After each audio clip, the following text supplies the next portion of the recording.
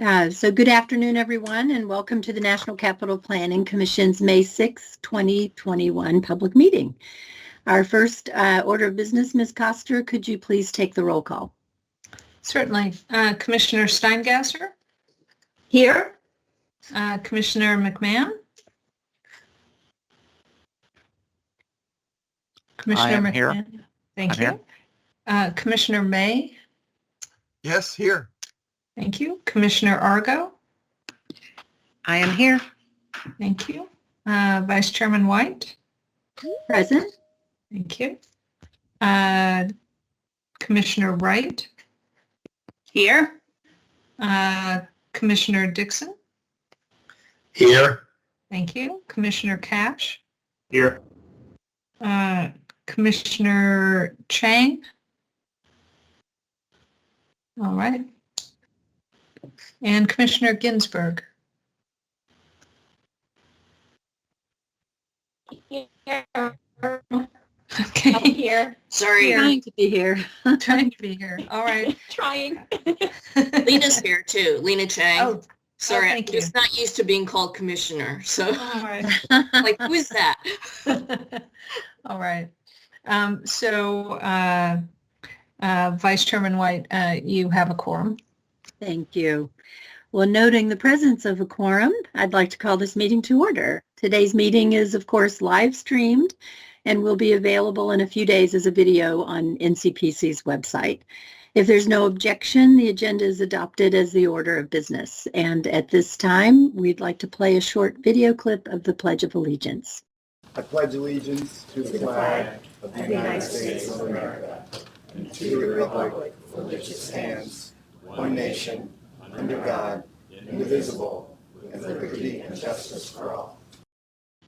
In response to the COVID-19 guidance on public gatherings, NCPC will conduct its meetings online until circumstances change. And I want to share how we will be conducting commission business today. Votes by the commission will be conducted by roll call. When commissioners wish to be recognized, they should unmute, turn on their webcams, and request to be recognized. During commission deliberations, I will use a round-robin format to ask each commissioner if they have any questions or comments. During deliberations, all commissioners should be on video during that time if you're able, unless you're experiencing technical issues, of course. When you wish to put forward a motion, a second, or an amendment, please unmute, identify yourself, and make the motion. Before we proceed with the rest of the agenda, in the absence of a chair, the commission must nominate and vote on who should run the meeting, which is the second agenda item. Is there a motion to nominate a chair? Madam Chair, Madam Vice Chair, I would nominate you to chair the meeting. I second. Thank you. Second. There's a motion and a second. Commissioner Costa, or Secretary Costa, you want to call the roll? You Sorry. bet. The motion was made by Commissioner May and seconded by Commissioner Dixon, I believe. So with that, Commissioner Steingasser? Yes. Commissioner McMahon? Yes. Commissioner May? Yes. Commissioner Argo? Yes. Vice Chair White? Yes. Okay. Commissioner Wright? Yes. Okay. Commissioner Dixon? Yes. Commissioner Cash? Yes. Commissioner Chang? Yes. Okay. And Commissioner Ginsburg? Yes. I believe that was all affirmative. That was definitely a yes. Yeah. Okay. Well, the ayes have it. Thank you, fellow commissioners, for electing me to run this online meeting, and welcome Commissioner Chang to the meeting. We're happy to have you today. So agenda item 3 is the report of the vice chair. And I want to let everyone know at its meeting of October 3rd, 2019, NCPC reviewed a proposed addition to the Korean War Memorial consisting of a wall of remembrance inscribed with the names of members of the American Armed Forces and Korean augmentation troops who died during the Korean War. Mr. Hal Barker provided testimony to the Commission on the extensive research conducted by Mr. Barker and his brother to ensure a complete and accurate list of names for the wall. Unfortunately, during the Commission meeting, comments were made that called into question the motives for the work undertaken by Mr. Barker and his brother. The Commission values the comments it receives from the public, and it is our responsibility as commissioners to treat the public with dignity and respect. And on behalf of the Commission, I want to apologize to Mr. Barker and his brother for the comments made publicly regarding the motives for their work. In so doing, I want to note that Mr. Barker and his brother have been working on this project as private citizens for a long time. And as he has made clear in his communications with NCPC staff, he and his brother never had any intent to receive financial remuneration for the work. I commend Mr. Barker and his brother for their civic contribution to the Korean Memorial, and on behalf of the Commission, I want to thank them for their work as well. Agenda item number 4 is the report from the Executive Director, Mr. Acosta.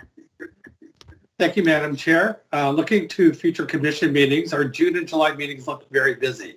For June, the Commission will likely review NASA's Goddard Space Center Master Plan, the Park Service's Wolf Trap Performance Arts Master Plan, the FDR Prayer Plaque at the World War II Memorial, and information presentations on the status of the Hirshhorn Sculpture Garden design and the Pennsylvania Avenue Initiative. We also expect that the Commission will conduct its federal interest review of the district's comprehensive plan once the DC Council transmits the amendments to NCPC. The Smithsonian has also installed a mock-up of the proposed stacked stone wall at the Hirshhorn Sculpture Garden for public viewing. If possible, we encourage commissioners to see the wall in person before our June meeting. Staff will create a short video of the mock-up for those who cannot view it in person. We'll follow up with details via email. Finally, depending on local COVID guidance at that time, we are planning on a commission field trip for Wednesday, September 1st, to visit the Beltsville Agricultural Center, the proposed site of the Bureau of Engraving and Printing, and the FDA Muirkirk campus. So more information will be provided in the coming months. That concludes my presentation. You have a report in your doc packets, and I'll be happy to answer any questions that you might have. Thank you, Mr. Acosta. It does sound like a busy summer. Does the Commission have any questions for Mr. Acosta? Hearing none, agenda item number 5 is the legislative update. Ms. Schuyler. Thank you, Madam Vice Chair. I have nothing to report today. Thank you. Does the Commission have any questions for Ms. Schuyler? Hearing none, agenda item number 6, consent calendar. There are 2 consent calendar items on this month's agenda. The first is for approval of final site and building plans for the Smithsonian Institution Museum Support Center Pod 6. It's a mouthful. Submitted by the Smithsonian Institution. The second is for approval of preliminary and final site development plans for the James L. Whitten Federal Building Gathering Area Security Plan Modification, submitted by the United States General Services Administration. Are there any questions from the commissioners regarding the consent calendar items? Hearing none, is there a motion to approve the consent calendar? So moved is Commissioner Wright. Thank you, Commissioner Wright. Is there a second? Second. This is Commissioner Argo. Commissioner Argo, thank you for seconding the motion. Ms. Coster, can you please confirm the motion and the second and take the vote by roll call? Yes, Commissioner Wright made the motion. Commissioner Argo seconded. And with that, Commissioner Steingasser, Yes. Commissioner McMahon, Yes. Commissioner May, Yes. Commissioner Argo, Yes. Vice Chair White, Yes? Commissioner Wright, Yes. Commissioner Dixon, Yes. Commissioner Cash, Yes. Commissioner Chang, Abstain. okay, and Commissioner Ginsburg. Abstain. All right. The motion carries with 2 abstentions. Thank you. The only action item today is agenda item 7A to approve an update to submission guidelines for the National Capital Planning Commission. Presenting today will be Mr. Fliss, and we look forward to the presentation. I know this has been a great deal of work, and I appreciate what's gone into it. So we're eager for your presentation. Great, thank you. Can you see my presentation? Yes. Okay, great. Well, good afternoon, members of the Commission. Today, staff is requesting approval of some updates to the submission guidelines. These changes are really focused on clarifying the requirements for concept reviews of master plans and also providing some additional details about the purpose of information presentations. So after some recent discussions about increasing Commission involvement and coordination with our federal partners, we're always looking at ways to improve the review process by providing some better opportunities for that early interaction to occur. This update to the guidelines is one step, and later today, Ms. Free will talk about our new engagement and outreach efforts with federal facilities as part of another tool we're looking to use. So just a reminder, the applicant agencies submit development proposals to NCPC following the process that's laid out in the submission guidelines. These guidelines describe the content of submissions, the submission stages, along with the coordination and review process. The current guidelines were adopted by the Commission in 2017, and we've had several topic-specific updates since that time, including those regarding transportation, tree protection and replacement, and then most recently, recall the antenna guidelines update just several months ago. So the current guidelines do refer to a concept master plan review stage today, but they do not provide the details regarding the submission requirements similar to other review stages. So today's update will fill that gap in information and provide additional clarification about when a concept master plan might be appropriate to consider. The concept review stage occurs before the draft review, so you can see that here on the screen. In general, the concept review enables the Commission to provide early input on the general consistency of the plan with NCPC policies and feedback on the general layout, the type of development, land uses, etc. So at this stage, we're really talking about general placement, basic heights, circulation, and access, all at a relatively high level. This stage of review, again, helps identify potential issues as early as feasible and prior to further development of that draft master plan. So again, this is a way to help support that early coordination.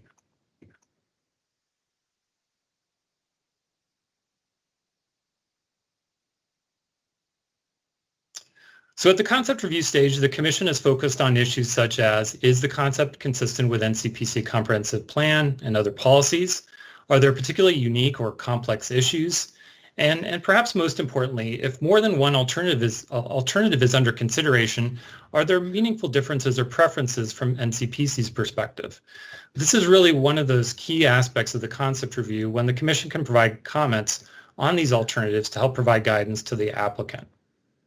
This is also important when NCPC has a NEPA responsibility, and both the applicant and the Commission must ultimately align on the preferred alternative. So doing this early before getting too far down the road is really important.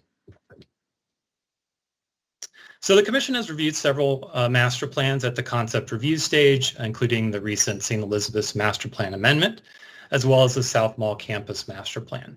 These reviews were helpful in allowing the Commission to provide comments early on alternatives before more detailed draft master plans were prepared, and they were helpful to sort out some of those bigger planning issues like placement, height, and massing, again, earlier in the process.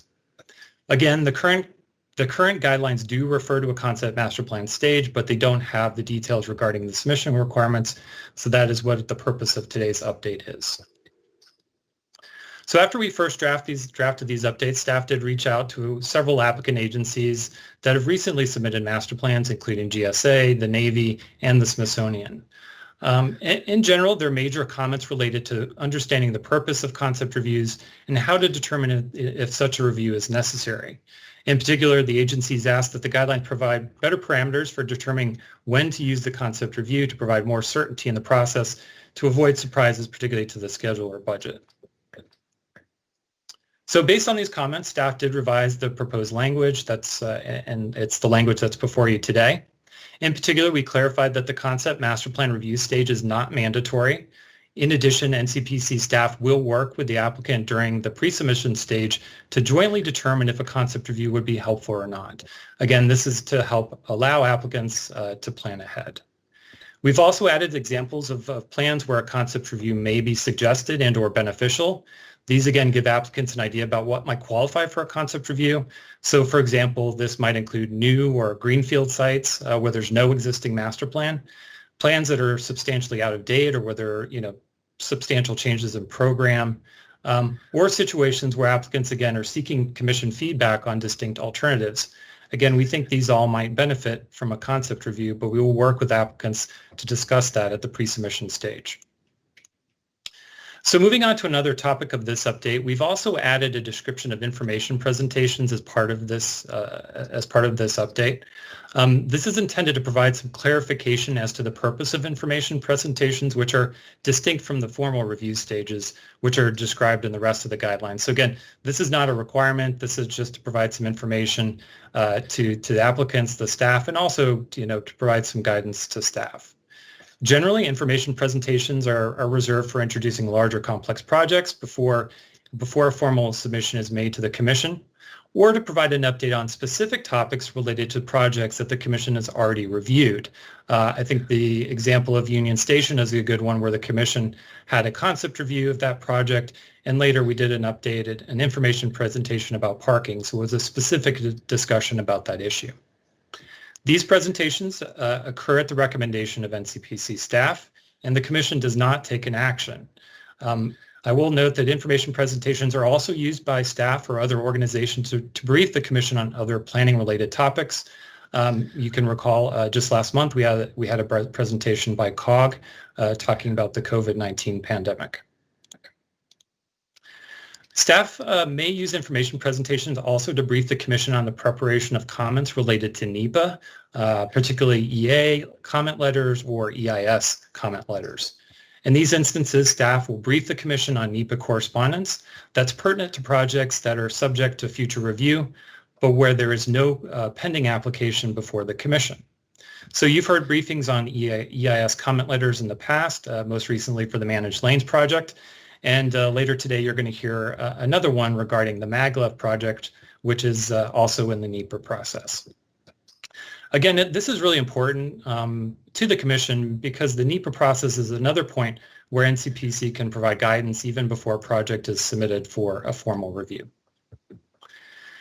And then finally, just to wrap up, we've also included some other minor changes for clarification purposes in the document. They don't alter the submission requirements for master plans, but they do provide some clarity regarding NEPA and the historic preservation review process. Other changes are primarily for the kind of internal consistency within the document. So overall, we think these updates will help, again, fill that gap in the guidelines, but also provide some clarity to both applicants and staff in terms of the application of concept reviews for master plans. And as such, it is the Executive Director's recommendation to approve the revisions for the guidelines.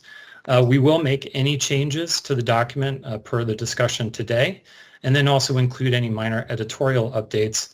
And these will go into effect 30 days after we publish a Federal Register notice for the changes.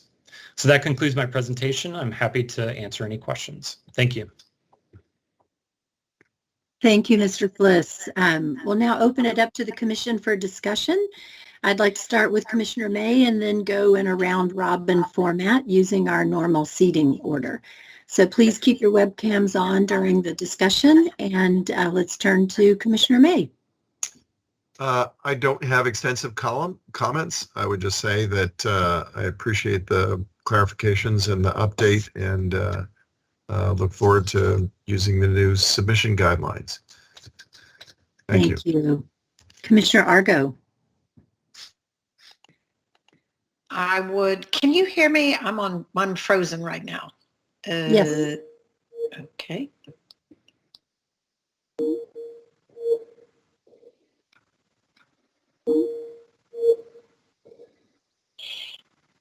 We can hear you, Commissioner May. Argo, if you'd like, I could move on and come back.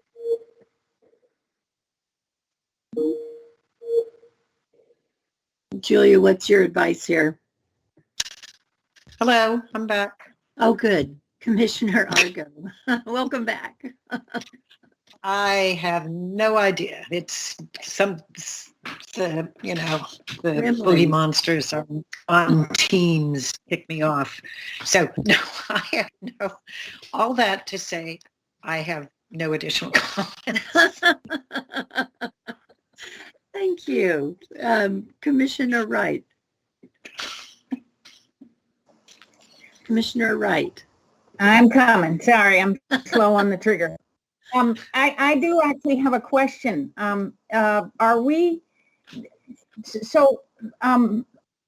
Will concept review be used in, will it replace or preclude information sessions? Because I know we've tripped up over this a little bit, and I'd be anxious to know about that. Sorry, I forgot to flip up my laptop.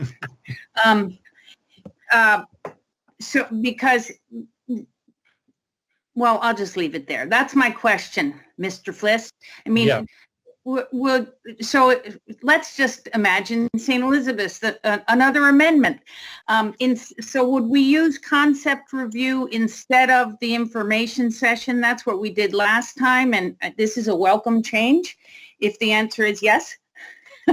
So I think we're trying to a make a leading question. I think we're trying to make a differentiation here.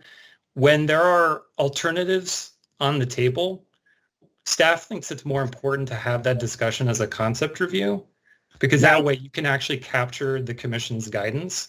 And Information shape the concept. presentations are, Yeah. information presentations, I think we're trying to make a distinction that's better to introduce a project or a big issue versus talking about alternatives, if that makes sense. Because I think that's where we were getting a little bit confused from a staff perspective. All right. Thank you. That's it. It's a welcome change for us. Thank you. All right, thank you, Commissioner Wright. Commissioner Dixon. I associate my comments with Commissioner Argo. Technical and no comment. Thank you. Commissioner Cash. Thanks. No comments here. Thank you. Commissioner Chang. Thank you. No comments. Commissioner Ginsburg.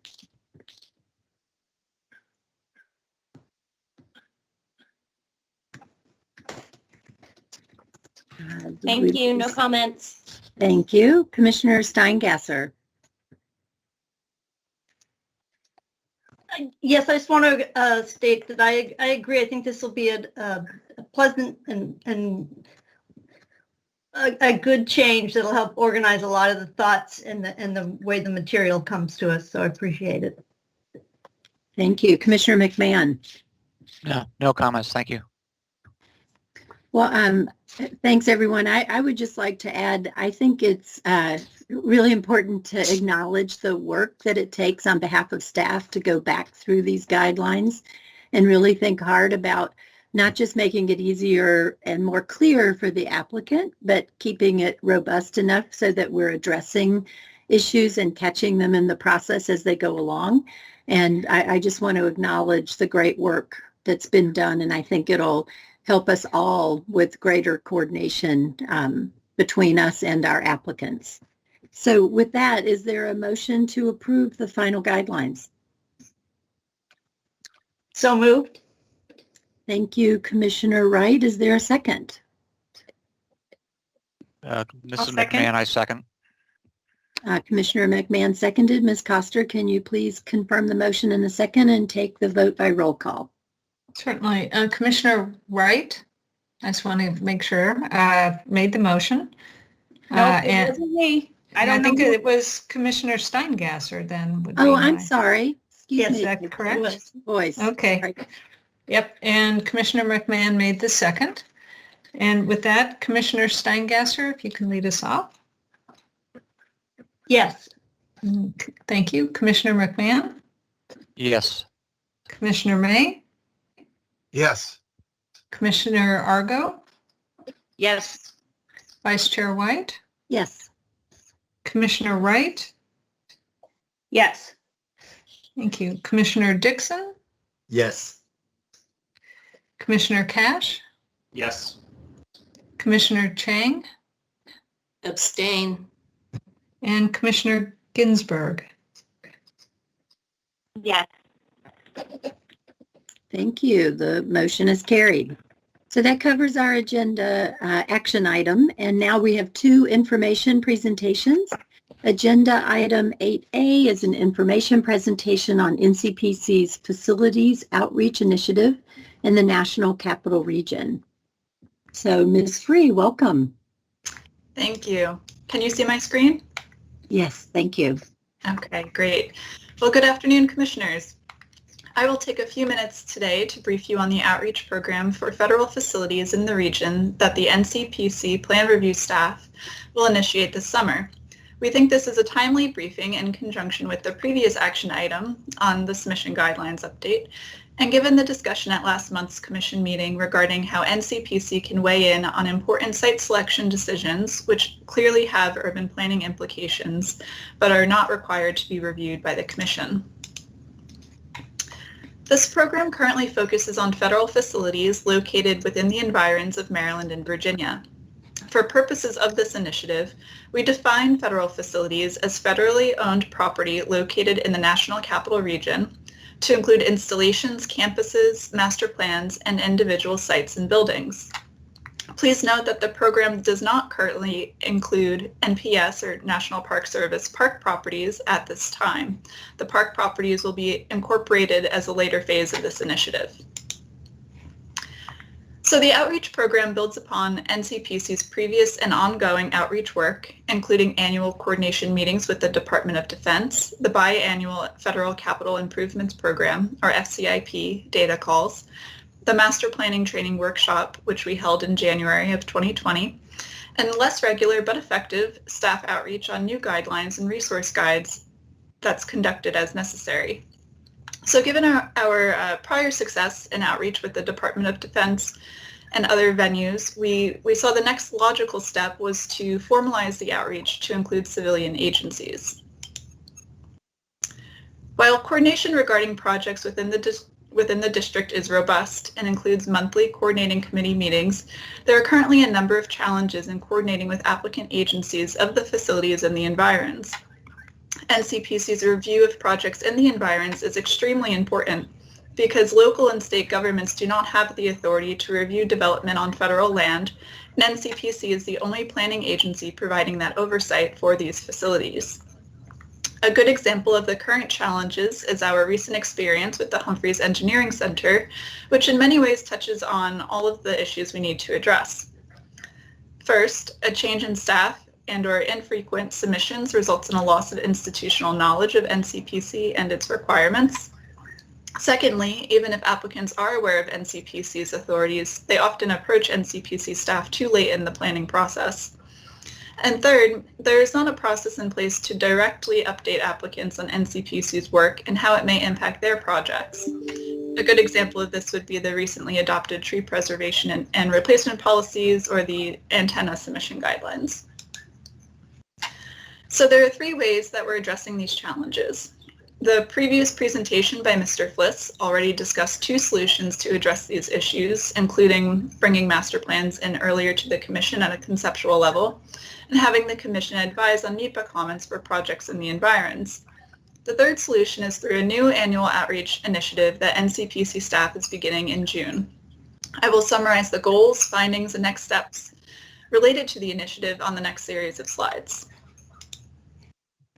So the primary goal of this initiative is to establish an annual coordination schedule with applicant agencies that will result in coordination earlier on in individual projects and master plans, and ensure that the projects are submitted at the appropriate stage for review.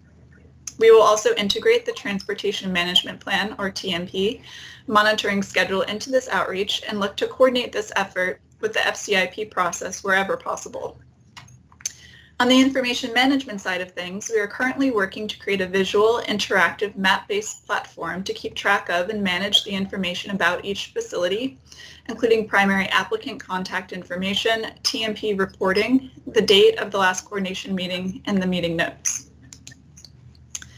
The next series of slides will cover the work we've done so far in support of this initiative.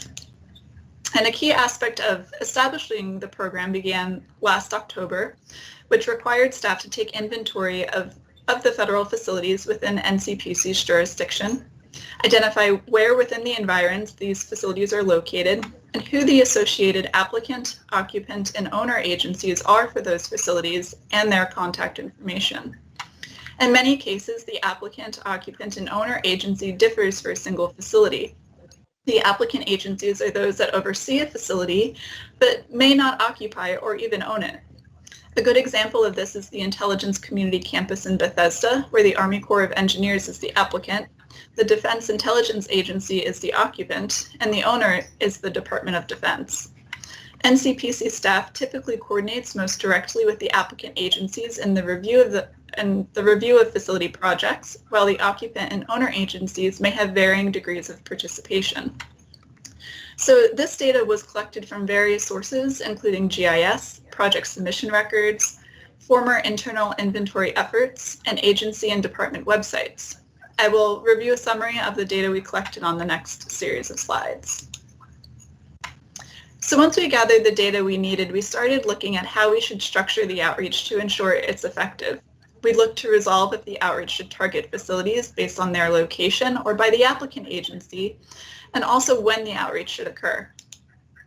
So I'll go through these next few slides pretty quickly, but the idea here was to use the data we collected to understand where the facilities are located and how many facilities each applicant agency oversees in Maryland and Virginia to help us make an informed strategy for structuring the outreach. Here we have the total number and percentage of facilities across DC, as shown in light blue, Maryland in dark blue, and Virginia, as shown in orange. Again, these figures exclude the National Park Service park properties. Now, just looking at facilities in Maryland and Virginia, which is the focus of the current study, the distribution of facilities is about equal, with 47% of federal facilities in Virginia, shown in orange, and 53% in Maryland, as shown in blue. And then we broke down the information even further by jurisdiction. Within Maryland, you can see outlined in blue that the majority of the facilities are located in Prince George's County, followed by Montgomery County, which is outlined in purple, and only one federal facility is located within the city of Rockville. And in Virginia, you can see Fairfax County, which is outlined in blue, leads with 41% of the total facilities. Arlington County, shown in purple, follows with 23% of the facilities. Loudoun County, shown in orange, and Prince William County, shown in yellow, have a similar amount with 15 and 12% respectively. And the city of Alexandria, shown with the green outline, has 9% of the total facilities. While the city of Manassas and city of Fairfax fall within our review authorities, there are no federal facilities currently located within these jurisdictions. And here we have the facilities as shown with the purple shapes overlaid on a map of the region. A few facilities this commission may not be familiar with are the U.S. Coast Guard Station in Fairfax County, the USPS William F. Bolger Management Academy, the Department of Energy Germantown campus, and the Adelphi Laboratory Center in Montgomery County, and the Global Communications Receiver Site in Prince George's County, amongst others. And once we had an idea of where the facilities were located, we looked at who the applicant agencies are and the number of facilities that each of them manage. The Army Corps of Engineers, the Department of the Army, the Department of the Navy, and the General Services Administration lead with 4 or more facilities. 5 other agencies have 3 or more facilities, and the rest of the agencies have 1 or 2. And the next few slides compile a list of the facilities overseen by each of the applicant agencies. Again, these are agencies that oversee a facility but may or may not occupy or own the facility. A good example of this is the General Services Administration, who leads with the most facilities of those inventoried. GSA owns and is responsible for oversight of several facilities that other federal agencies occupy. And all of the facilities listed are subject to NCPC's review authorities. So what we have here is a look at those 4 leading agencies with the most federal facilities and where their facilities are located. We find that those facilities are primarily located in Prince George's, Montgomery, Fairfax, and Arlington counties. And in summary, this analysis did not prove to show a strong reason to structure the facility outreach one way or the other, meaning by jurisdiction or by agency, applicant agency. But we had reasoned that if our goal of the outreach initiative is to improve and maintain more consistent outreach with applicant agencies, it would make the most sense to then organize the outreach by applicant agency. So with regard to the outreach schedule, NCPC staff will hold annual outreach meetings that occur just prior to the beginning of the next fiscal year. So that would be over the summer and into September. That would give us the best understanding of the projects that are in the pipeline for the forthcoming fiscal year. NCPC staff will brief the applicant agencies on NCPC's recent plan review and policy updates and initiatives, and hear from the applicant agencies about the projects planned for their facilities over the coming year. We will also use these annual meetings as an opportunity to collect the new TNP reporting data on a biennial basis. The annual meetings are also an opportunity to supplement intergovernmental coordination with the local jurisdictions. While we already refer master plans and individual projects and the environs that are not associated with an approved master plan to these agencies for intergovernmental review, NCPC staff will include local planning agency contacts in the annual meetings to further support coordination and understand local agency perspectives prior to the projects being submitted to NCPC. I will also note that NCPC conducted preliminary outreach meetings earlier this spring with applicant agencies that we have not had much contact with over the past several years, but may have good potential for new projects. This coordination was done directly between the applicant agencies and the ones listed here on the slide, and the UDPRD director.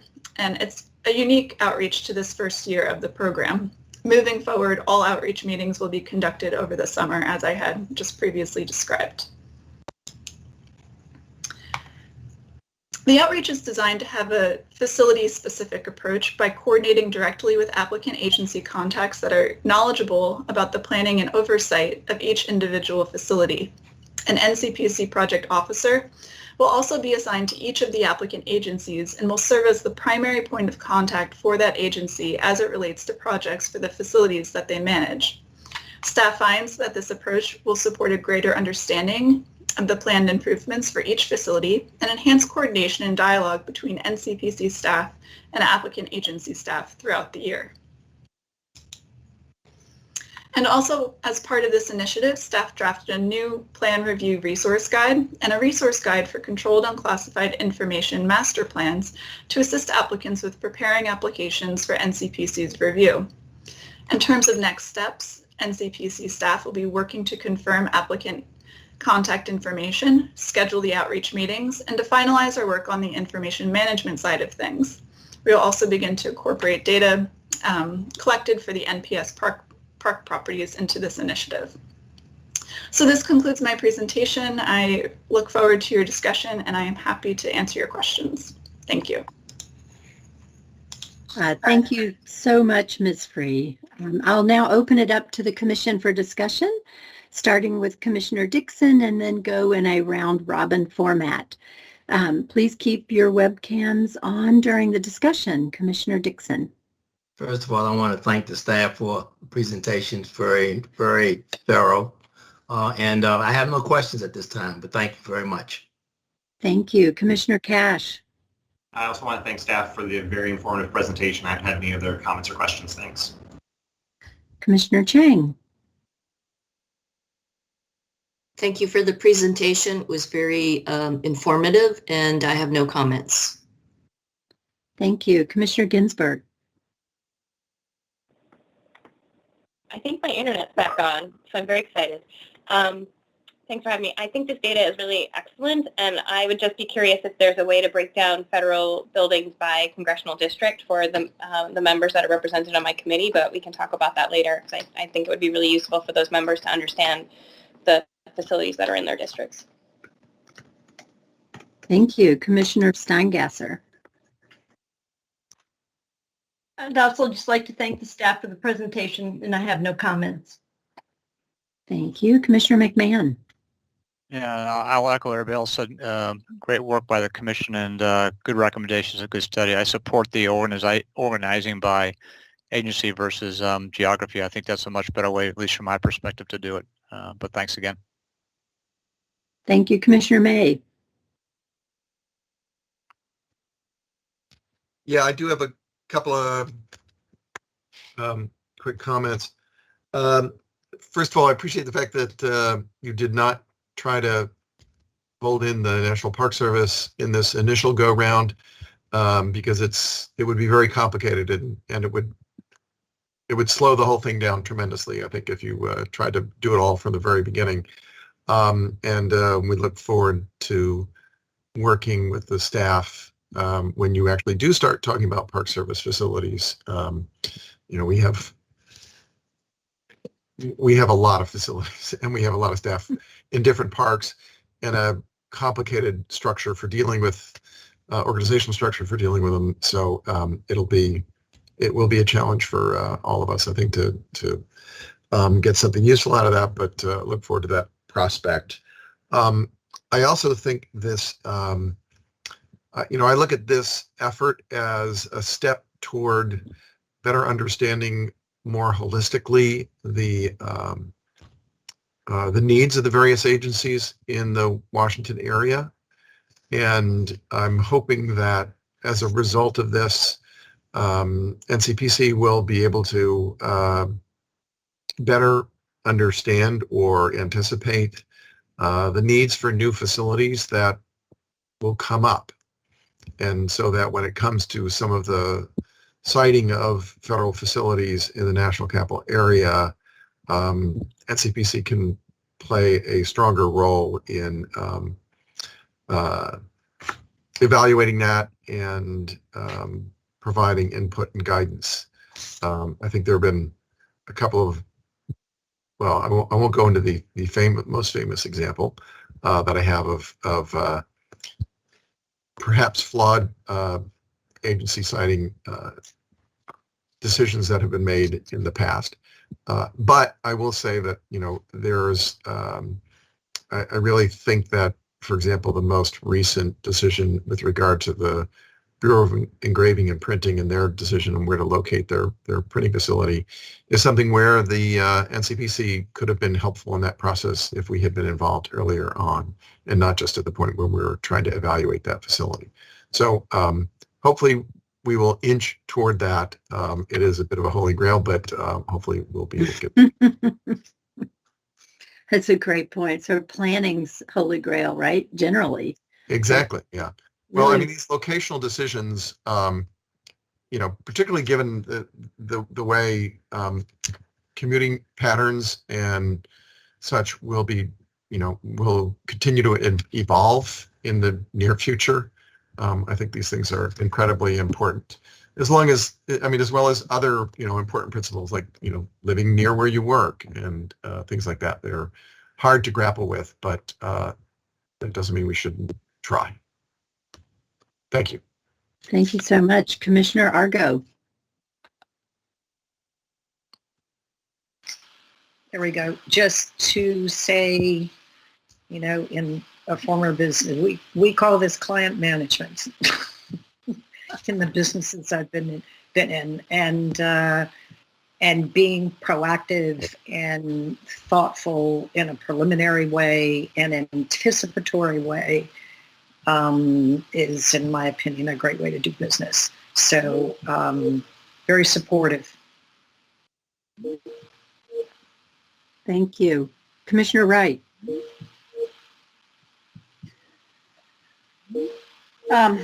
Well, I'm impressed with my fellow commissioner's ability to speed read because I couldn't keep up. So I've been pinged by some OPDQ staff members who are noting some inaccuracies, or at least one. So we'll look at this in depth and make any edits that are warranted. I I would associate myself with Commissioner May's remarks, particularly around the Bureau of Printing and Engraving site location. Yeah, we get into it too late, and this is a particularly good time to do it, I think, because commuting patterns and everything else is going to be, has been put into a mix master by COVID, and we're kidding ourselves if we think we understand the net effect of what has happened to us over the last 14 months. So this is particularly timely to undertake an analysis like this. That is not I should quickly add, that's not a diss on the staff work, that there's a couple of possible errors because we have complicated, sometimes it's very difficult to know who owns what. I mean, we've had, at least in the decade plus that I've been doing this at GSA, we sometimes have difficulty figuring out. We have delegated properties, and they've been delegated for so long that sometimes it takes a little bit of research to figure out exactly who owns what. So we will correct if there's any correction to be made forthwith. But I think we're right on time with this for all the reasons that Mr. May commented. Thank you so much. I would like to add and really echo Commissioner Wright's comments and Commissioner May and everyone that what you've put together is really yeoman's work. And I love how you presented in different ways that we can look at the breadth and scope of the work that we do. Both the earlier efforts on the application, our submittal process, getting earlier reviews, more consistent outreach. It can only help with greater coordination, not just between NCPC and federal facilities, but also improved coordination with the local jurisdictions. And we all have very similar goals in what we're trying to achieve. And I so appreciate the holy grail of planning, trying to be proactive, trying to find synergies among these projects. But the coordination through our review is really important because we're the only entity that really focuses on federal lands in the National Capital Region. So coordination with the local jurisdictions will only result in better projects, but also among the agencies. And the example that was given, I think, is one of those that had we been able, and no fault of our staff or our previous efforts, but being proactive is difficult when you have such a broad array of departments and facilities. So I think the way you've put the data together, I love the suggestions about sorting them in different ways, whether by district or by agency or by geography. I think, all lend itself to ways to manage that data. So my compliments to Mr. Fliss, Ms. Free, Ms. Sullivan, Ms. Coster, and especially the arc that I've seen while I've been on the commission for more and more robust engagement and outreach with the public so they understand our work, I think has really grown tremendously and is becoming more and more effective each day. And the pivot to virtual on top of all of that, while you're trying to move this forward, is really a great achievement. So I just wanted to add those comments and thank the staff for the great work. So with that, thank you, Ms. Free. Our next item is agenda item 8B. It's also an information presentation on the Baltimore-Washington Superconducting Maglev. Mr. Weil. Thank you very much.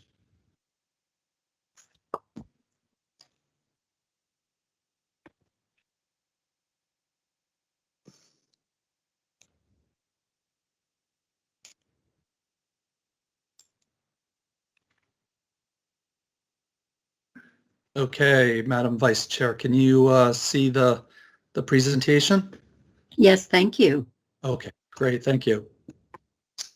Good afternoon, Madam Vice Chair White and members of the Commission. Today, I am here to brief the Commission on the Baltimore-Washington Maglev NEPA study and to seek support for our proposed staff comments and recommendations on the draft environmental impact statement, which we will send to the Federal Railroad Administration prior to the end of the public comment period on May 24th.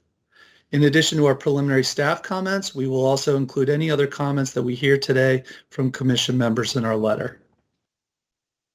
The first part of my presentation will be a high-level overview of the Maglev project, which is short for magnetic levitation, and then I will summarize our comments related to the study's purpose and need, range of study alternatives, and impacts to federal and district property. So here's the general Maglev corridor and its relationship to the National Capital Region, situated partially within our review area, within the District of Columbia and Prince George's Counties, Maryland.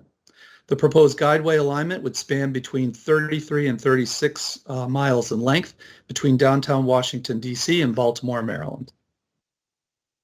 The Maglev would operate as a frictionless train held within its guideway by a series of powerful magnets with the capability of achieving a top speed of 311 miles per hour, which would enable a one-way 15-minute trip between Baltimore and Washington, D.C. Here's the purpose for the study: to evaluate and ultimately construct and operate a safe, revenue-producing, high-speed ground transportation system that achieves the optimum operating speed of the Maglev technology. And this is to significantly reduce travel time to meet the capacity and ridership needs of the Baltimore-Washington region. In addition, the draft EIS shows a number of objectives relating to transportation redundancy, connectivity, economic growth, and complementary service within the region. As described in the EIS, the project is intended to address issues and challenges with increasing population and employment, growing demands on the existing transportation network, increasing travel times and decreasing mobility, and maintaining regional economic viability. The federal elements of the comprehensive plan include policies that support transportation, as well as policies that encourage preservation and protection of our region's park network, forested areas, historic cultural resources, and parkways, all of which relate to the Maglev project. In addition, our commission represents the interests of a number of potentially affected jurisdictions and federal properties, including the U.S. Secret Service's Raleigh Training Center, Beltsville Agricultural Research Center, or BARC, Baltimore-Washington Parkway, Goddard Space Flight Center, and the District of Columbia. Per the National Capital Planning Act, our commission would have approval authority for future building and site development on federal property within the district, an advisory authority over district property, and federal property outside of the district. The draft EIS shows the temporary use of several National Park Service reservations along New York Avenue during the construction phase with no permanent use. However, the new Maglev facility would require permanent development of several federal campuses in the BW Parkway outside of the district in Prince George's County, Maryland. The Maglev study is led by the Federal Railroad Administration with a number of participating, cooperating, and coordinating district and federal agencies. And then once in place, the Maglev facility would be owned and operated as a for-profit service by a private firm known as Northeast Maglev. This is the second Maglev presentation to the Commission, with the first presentation made to NCPC in January 2019 by the project consultants. As shown on the timeline, the draft EIS is currently available for public review and comment, with all comments due to the Federal Railroad Administration by May 24th. Once the comment period concludes, FRA will review and consider all comments, select a preferred alternative, and publish a final EIS and record of decision in early 2022. After that, the Maglev would be constructed in sections over the next 7 years between 2023 and 2030. Here is the proposed Maglev route extending between downtown Washington, D.C. and Baltimore, Maryland, with 2 fixed station locations, one in downtown Washington, D.C., and one at BWI Airport in Anne Arundel County, Maryland. And then FRA will select a third station location within the city of Baltimore, either in the Cherry Hill neighborhood or Camden Yards section of the city. And this Baltimore location will be identified in the final EIS as part of the study's preferred alternative. Here's a concept rendering of the downtown Washington station taken from the draft EIS. And this would be located, the Washington, D.C. station would be located under New York Avenue with 3 different station entrances. One in a new head house building constructed between 5th and 6th Streets along the south side of New York Avenue. And then 2 other entrances would be along the north side of New York Avenue, one near 4th Street and one near 1st Street. As part of the new station head house development, there would also be an underground garage with 1,000 spaces intended for use by Maglev staff and riders. From downtown Washington, the Maglev guideway would extend to the northeast in an underground tunnel for approximately 12 miles until it reaches outside the Beltway in Prince George's County, where it would gradually rise up to ground level and emerge through a portal facility on Baltimore-Washington Parkway property.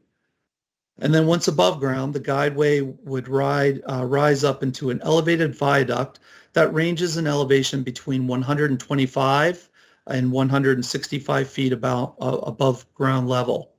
And here I would like to point out that there are currently 2 different alignment alternatives that are still under consideration. One alignment, known as the J alternative or Parkway East alternative, would align along the east side of the BW Parkway, shown here in light blue. And the other alignment, known as the J1 alternative or west alignment, would align along the parkway's west side, shown here in magenta. The west alignment would run above the ground for a distance of between 5 to 6 miles, or 17% of the guideway's entire length. And the eastern alignment would run above ground for 8 to 9 miles, or 25% of its total length. As the National Park Service's Parkway property ends at the Prince George's-Anne Arundel County line, the elevated viaduct would span a more limited distance of approximately 4 miles along Park Service property. In addition to the guideway, other project elements would include 180 to 200 acre train maintenance facility site.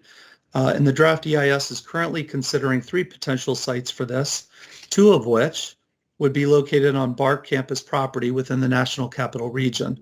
And these are identified here by the 2 yellow dots. The third potential location is in Anne Arundel County near the BW Parkway interchange with Maryland Route 198. And as the Maglev would only need 1 of these sites to support its operation, FRA will identify their preferred maintenance facility site in the future final EIS document. Finally, the Maglev will require 2 air intake emergency egress structures along the tunneled guideway section, with 1 in the district and the other in Prince George's County, and then several other air intake emergency egress structures would locate along the tunnel section closer to Baltimore as well, which is outside of our area of review jurisdiction. Each of these structures are anticipated to look like 50-foot tall buildings, and the EIS indicates that these structures would be designed for compatibility to the surrounding environment. And here's a slide that shows a compilation of all of the key project elements, both within the National Capital Region, shown here in color, and elements located outside of the region, which are shown here in gray. The EIS includes 12 different build alternatives, which are all reflected here in this matrix, and this is based on the different combinations of station locations, multiple potential train maintenance facility sites, and 2 different parkway alignments still under consideration. The draft EIS contains numerous matrices such as this to convey potential temporary and permanent impact ranges, broken down by topic area and some by property ownership.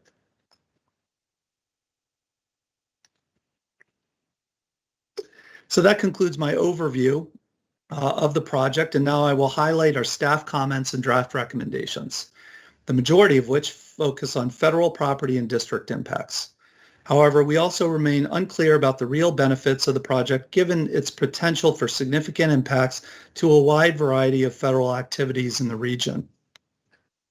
Starting with the project's purpose, need, and objectives, The draft EIS appears to make the case for some of these that relate to the Maglev's potential for positive economic impacts and the project's potential to create another redundant transportation facility in the region.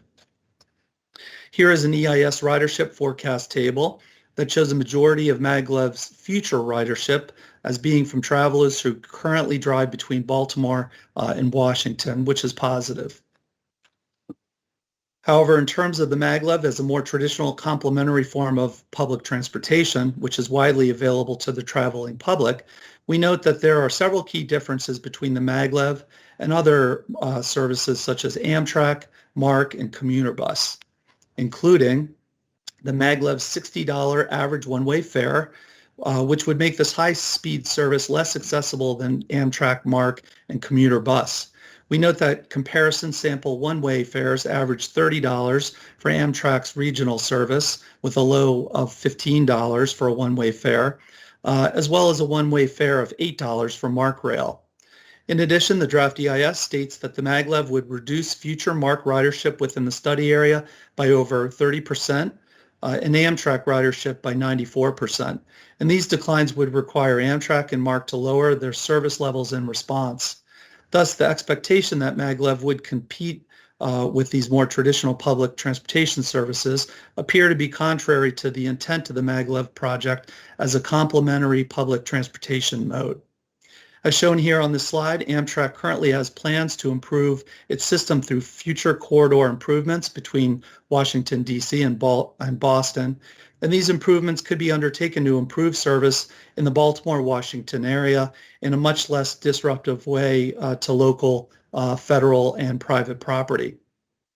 Finally, the current Maglev study scope of between 33 and 36 miles is relatively limited compared to a longer distance facility that would run up to New York City or Boston, which may increase the utility of the high-speed service. As federal planners, we must consider all of these factors when assessing the benefit of the Maglev project, especially since the draft EIS shows significant physical and planning costs to federal properties in the region, and I'll highlight these in more detail throughout the remainder of my presentation. Regarding the study's alternative alignment selection process, we note that the Federal Railroad Administration started with an initial set of 16 alignment options for the Maglev within the study area, and based on general criteria and conceptual impact information, FRA selected 2 alternative alignments to carry into the ongoing, more detailed NEPA study, both of which rely heavily on the permanent use of Baltimore-Washington Parkway property and other federal campuses in the study area. Thus, no matter which alternative is selected, federal planning, security, research, and other uses, as well as the historic nature and setting of the Baltimore-Washington Parkway, would be permanently affected. In order to broaden the study, should neither of the build options prove to be feasible, once federal facility and master plans, programming, and mitigation are better understood, we continue to recommend that FRA add 1 or more additional Maglev alignments to the NEPA study for greater planning flexibility. Potential project impacts appear to be significant both to federal properties within the region and other properties within the larger study area outside of our area of review jurisdiction. And these include the Patuxent Wildlife Research Refuge, Fort Meade, and National Security Administration Campus. Of particular concern are physical impacts to recreational facilities and parklands, view sheds, water resources, ecological resources such as forests and farmland soils.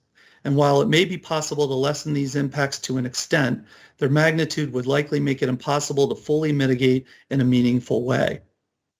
So one key recommendation that we have is that prior to the selection of the preferred Maglev alternative, we urge FRA to continue to work with affected federal and district stakeholders to develop more specific impact and mitigation information, to use this information to resolve outstanding planning issues related to federal and district property, and to reflect this additional development and coordination in the final EIS and record of decision. Next, I will highlight more specific impacts and concerns for each of the potentially affected federal properties along the Maglev corridor, as well as some specific concerns from district planners as well. Starting with the Baltimore-Washington Parkway, here are the potential Maglev alignments along either side of the parkway. And EIS materials show a range of permanent impacts to the parkway's aesthetics, visual quality, historic setting, and parkway properties' ecological resources, such as its linear, contiguous, forested areas. In addition, tens of acres would also be directly affected through construction impacts, and although these activities would be temporary, the land would be occupied for several years, and new trees and vegetation proposed as mitigation could take up to 75 to 100 years to fully mature according to the draft EIS. NCPC's comprehensive plan recognizes visual and physical encroachment as a threat to the scenic and pastoral qualities of our region's parkways. And the best way to protect BW Parkway land would be to completely avoid its use altogether, either through additional tunneling or by using another alignment that is completely outside of the parkway property. Moving on to BARC, both alignments would significantly impact the campus, with greater impact should one of the BARC sites be developed as a 200-acre train maintenance facility. In particular, there are concerns with potential impacts to sensitive wetlands, stormwater management, multiple ongoing research programs, and increased polluted stormwater runoff on BARC property, which is especially relevant considering the campus's agricultural research mission.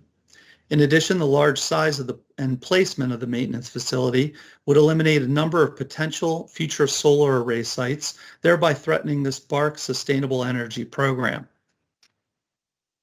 In particular, the EIS states that the airstrip maintenance site east of the parkway would impact the area's unique setting, which could not be replaced elsewhere on BARC, with research functions no longer available and years of ongoing research possibly lost or altered for a very long time. We note that while the EIS does include a chapter that describes the Maglev's compatibility to local county and district planning and zoning, the EIS does not currently include an assessment of how the project would affect BARC's future planned land uses, development, or programming. So as shown on this slide, one of our key recommendations is for FRA to collect this more detailed planning information for BARC and other potentially affected federal properties, and to use this information to assess these more defined impacts, to develop mitigation, and then to base the preferred alternative on minimizing disruption to federal plans in the area to the maximum extent feasible. But until we have this more detailed operational and planning information, we cannot see the selection of a realistic preferred alternative. Moving to the south, potential impacts to the Goddard Space Flight Center would be less than those to NPS property or BARC, but with greater impacts should FRA select the BW Parkway East alternative and or develop the airstrip train maintenance facility site, which would directly affect ongoing NASA research. Specifically, there are concerns related to potential vibrational, electromagnetic, and lighting interference to NASA's geophysical and astronomical observatory facility, which is located on land leased from BARC adjacent to the airstrip site. In addition, campus access from the BW Parkway would also be impacted during project construction. So again, as previously stated, the Federal Railroad Administration should use the Goddard Space Flight Center campus plan to assess potential real impacts to campus operations and future projects, and to develop appropriate mitigation prior to selection of the preferred alternative and prior to release of the final EIS and record of decision. To the north of BARC, with its location along the east side of the BW Parkway, the U.S. Secret Service's Raleigh Training Center would experience greater impacts with the selection of the Parkway East alternative than with the west alignment. Based on the Secret Service's security-related mission, its need for training space on campus, and planned future projects, there are concerns related to the project's potential impacts to campus security, as well as noise, vibration, and electromagnetic interference, and stormwater runoff. Previous coordination notes state that the center would not be able to cede any land for the project, which again reinforces the importance of considering future federal plans as the study continues. Related to the District of Columbia, district planners have expressed overarching concerns based on a lack of detail provided in the draft EIS, and related to the Federal Railroad Administration's previous elimination of other potential maglev station locations within the city. When these other station sites may have been preferable to the current Mount Vernon East location, and the EIS's consideration of only one station site has made it more difficult for planners to understand the real magnitude of the potential project impacts on the city.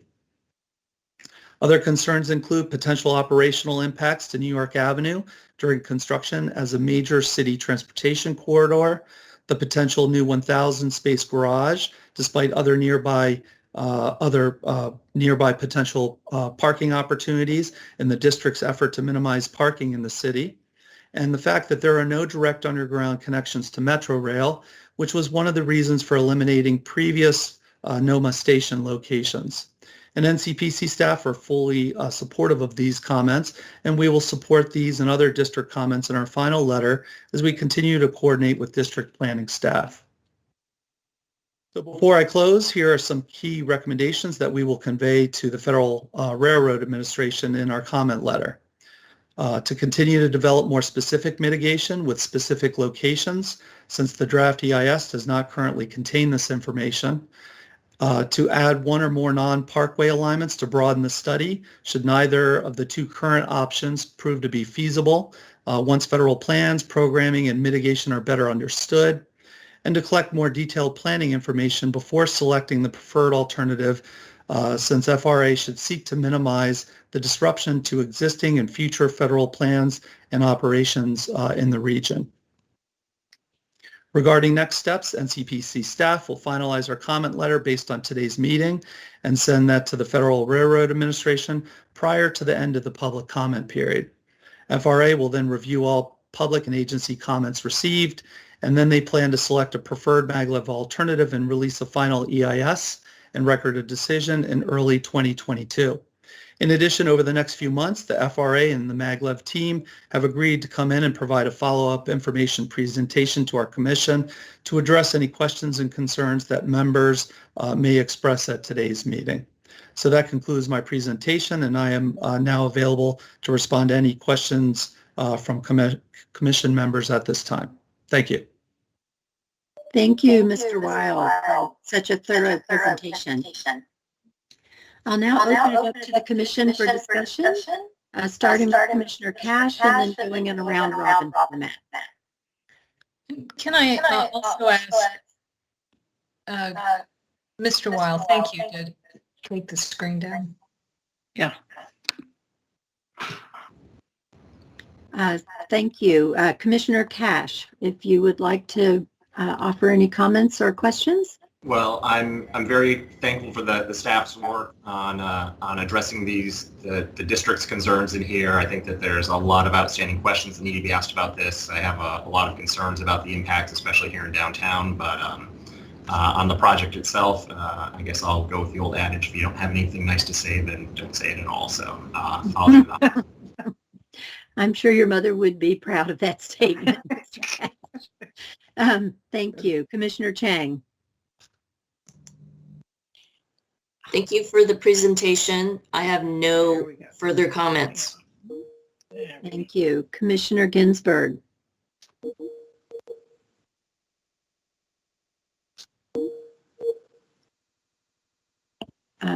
Maybe we'll come back. I'm not sure if Commissioner Ginsburg can hear us. No comments from me. I'm sorry. Oh, no problem. Thank you for the presentation. Thank you. I see that Commissioner Trueblood joined us. So Commissioner Trueblood, welcome. Any comments?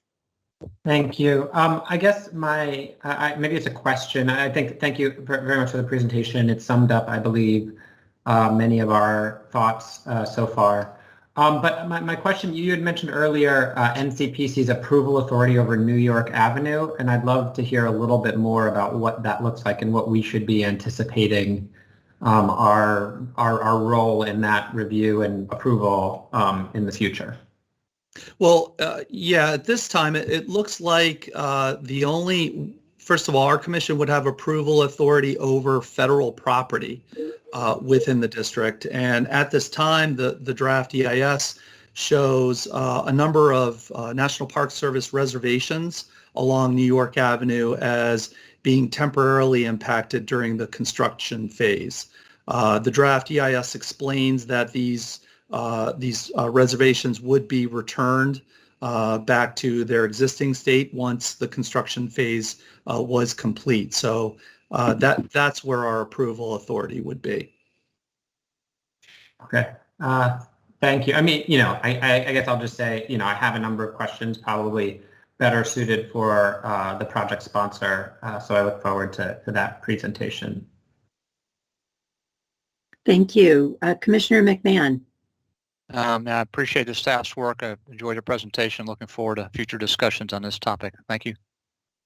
Thank you. Commissioner May. I have comments, but I have a lot of background noise at the moment. So if somebody else could go, and I'll try to clear that up here. Okay. Commissioner Argo. Hi.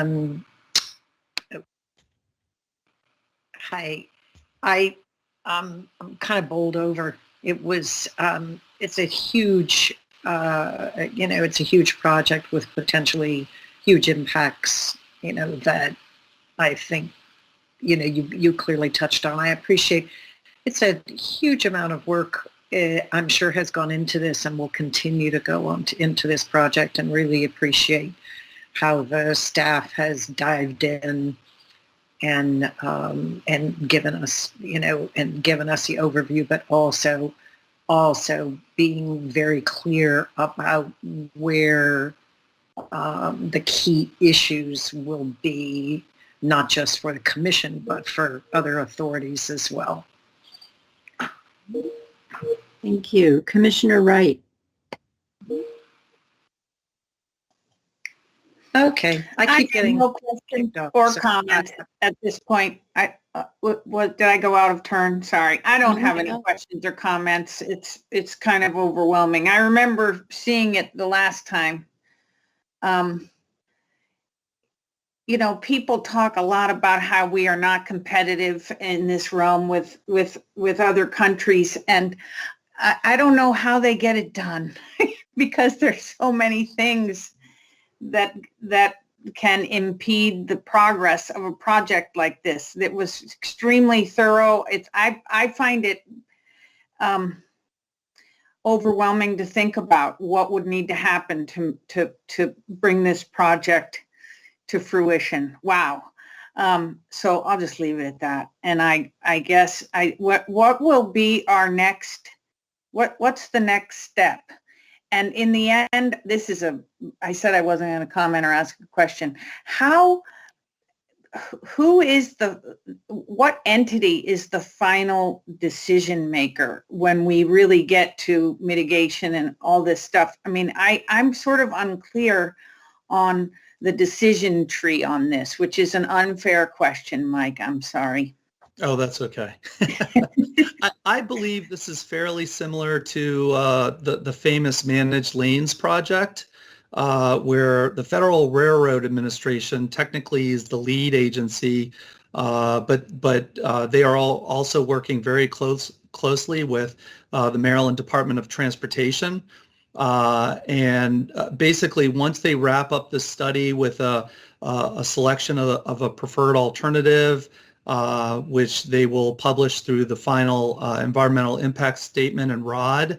I believe mitigation, the plan right now is to develop mitigation up to a certain point, and then to continue refine that mitigation as kind of the plans are developed into more detailed engineering plans. And I would guess that would be done in conjunction with the Maglev firm, who will be operating the project and who will own the service. So those are the next steps. One of our recommendations is to kind of basically slow the process down so that we can get as much detailed information, not only on impacts, but also mitigation before a preferred alternative is really selected. So again, we can make more of these planning decisions before we get into more detailed design. Madam Chair White, I'm just going to add that those are next steps with regard to the environmental impact statement process, but then it's maybe it's fairly obvious, but there's a lot of discussions that have to happen with all the land holding agencies as well. And so maybe that's a good segue to Peter's comments. That's a very important point. I'm glad you added that. Commissioner May, are you available to speak now? Or should we move on to Commissioner Dixon? No, I'm good. I can talk now. Thank you. Thank you. Okay, so I appreciate the presentation. It was very thorough, but boy, it only touches the surface of what we're all grappling with on this project. I mean, my history on this goes all the way back to the very beginning. It's been more than 4 years since we started having meetings on this topic. Through all of the different alternatives and all of the potential impacts of those. And I will note at that time that the plan was to release the draft EIS in the winter of 2018. And so I don't know if that meant December of 2018 or January of 2018. In any case, it's now 2021. It's several years behind, and I think it's going to continue to move more slowly than scheduled. I'd be very surprised if they can get all the way to a final EIS in the early next year. But we'll see what happens. First of all, I will say we have been talking directly with the FRA and have reviewed earlier drafts of what's in the draft EIS, and so everything that I'm saying today is not news to FRA. They already know what our concerns are.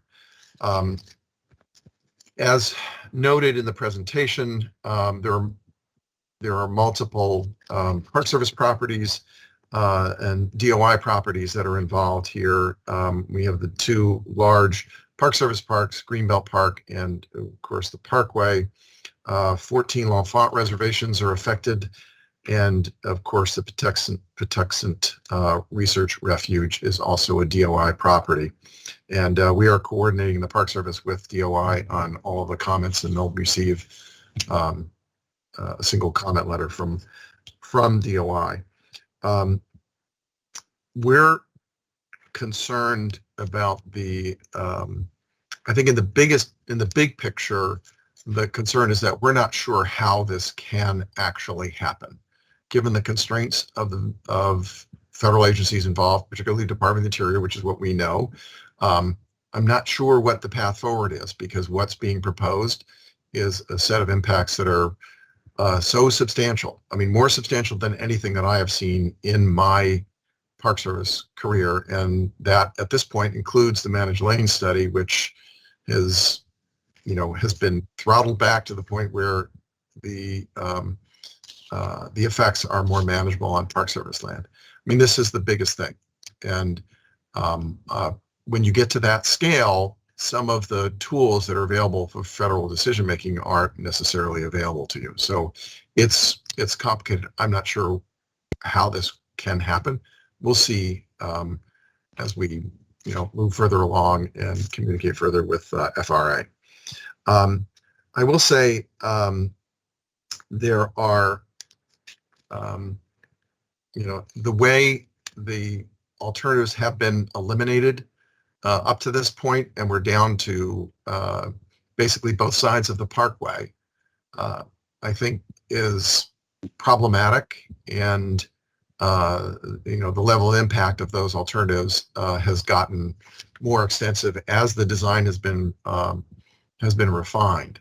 So I'm grateful that NCPC is speaking up for adding back some of the prior alternatives, or just adding alternatives generally, because I think that that's necessary. It's also an option conceivably that they could put the entire structure underground. I mean, most of it is already underground, So I don't know if there's, how seriously the, how viable it is to just keep the entire thing underground, because then we're talking about a much different set of impacts and frankly more manageable. As is envisioned right now, the Maglev train will come out of the ground along the parkway and run parallel to it for somewhere between 6 and 10 miles. Now, the National Park Service operates 19 miles of the parkway, so conceivably half of the parkway will be substantially affected by this road, by this elevated viaduct. And I think you saw some good images of what this thing is going to look like. So this is, even though it says 90 acres of impact, that's 90 acres of construction and footprint. It is not 90 acres out of the 1,400 that, where you can see it. It is, 30 to 50% of the parkway and its view sheds, the things that make it a parkway and not just a highway, will be diminished by this construction. I also think I don't know if it's not well covered within the DEIS, but there are substantial below grade impacts as well. I don't know how they are calculated in some of the acreage counts and things like that, but I do want to make sure that NCPC staff is fully aware and are raising the appropriate questions when it comes to what's accounted for within the EIS. Frankly, a lot of the looking beyond the Department of Interior's perspective on this, I am very concerned about the other impacts that this will have with the large ventilation structures, the stations at both ends, a 200-acre maintenance facility planted within the Beltsville Agricultural Research Center. That's really a huge structure. And if it's on the, if the alignment chosen is on the west side of the parkway, then that means that the Maglev train will be flying over the parkway to get to the park, conceivably. So, there's just any number of concerns that we have. Again, all of this stuff is information that we have previously shared with FRA, and we'll be putting some version of this into writing before the end of the comment period. And I do appreciate the NCPC staff analysis on this and agree with the comments that have been registered so far. Thank you. Thank you, Commissioner May. Commissioner Dixon. Yeah, I think it's fascinating, the technology, and having been on a maglev from, I think, the airport into Hong Kong, it's really special. But I guess the question I have is the juice going to be worth the squeeze, or is the result going to be worth the damage of what's going to be done? I also feel that there's a lot happening with who's going to be the rider, or who's going to be on this. There are fewer and fewer, more and more of us are doing work from home. There's a lot of other transportation options. 15 minutes is good to get to Baltimore, but I'm questioning, whether that result is really something that's going to mean something to us in 20 years. I wish we could upgrade our existing rail where there are already right-of-ways to be able to handle this kind of thing, rather than have to build some other new structure over top and cause all the disruption. If the time could be spent trying to convert those right-of-ways into a faster one, maybe even maglev, rather than you have to build a whole new one. Obviously, there's going to be a lot thought going into this, and I'm excited by it. But it's a lot of things excite us, but do we really want to go through the intrusion to our land and to our area? So we'll have to wait and see. Looking forward. Thank you so much for those comments. Hearing all this, I just want to go back for a second and really reflect on what our job is as the Regional Planning Commission for Federal Land. And the thoughtful analysis by the staff and fellow commissioners in really digging into the impacts of this project, looking at it in a really careful, critical way, and then asking the big questions. And I think that's our job. And I think, I know I want to compliment the staff, as everyone has, and putting this out there. And the other part of this, going back to our public outreach and engagement efforts, it's so important for the public to have good visuals to understand what this is going to mean to their communities.